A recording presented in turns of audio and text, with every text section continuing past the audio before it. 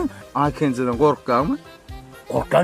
Korkan ne diyemez onun? Ay mine. Korkan mı o iş? O işin yırdar o. Son niye ne? İstemeni uğrat ya. Sen kalkın ama Ayşet'te o.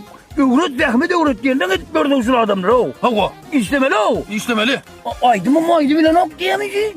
Kim şey diyemeyecek. Yo ay mine. Ha? Ay yok bey değil mi? Aydın bekten aydı ya. Ölüm aydı bile nok diyemeyecek. Yok yok. Oğlum dikkiyim ben Yo, vallahi kulağına. teyze. Estilenirim ben sen aydımın. Hani?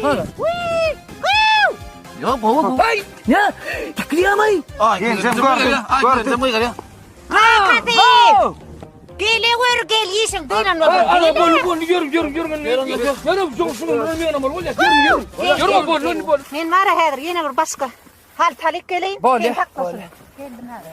Tut ikini yönü 4-5 santimse yıldık ay vayey. Ne de iyi suyur tamam.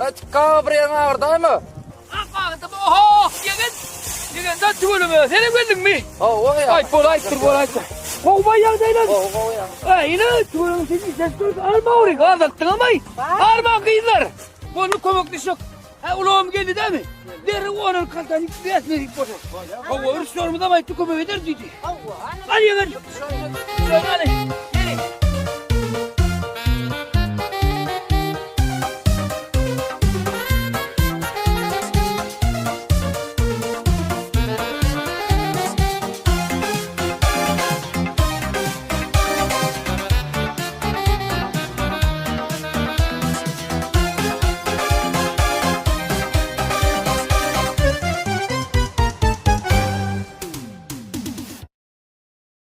Yürün lan. Kalan saltaları bir kişi şöyle onunla. Gidiver. Tıkka. Ha. Ben kulli asma daimler öyle barayın. Yine 3 tane çakalta var lan. Sen onu yükleyerek mi? Oy sana tıkka 3 halta nerede 300 halta hava verdi. Ay ettik ay. Yesildi var kadar. Tüvele mi? Oldu kadar. Nerede o? Falan. Beni ağzını üstüne kıynımızı koymayın. Borda bir şey var haken. Ay borlu. Şu yanına üstüne ne? Onun daimleri bilecek diyor. Ay ağam daimler. Ay tırav çıkayım o. Umur desen day harbalın nereden? Umurleme çıkıyor.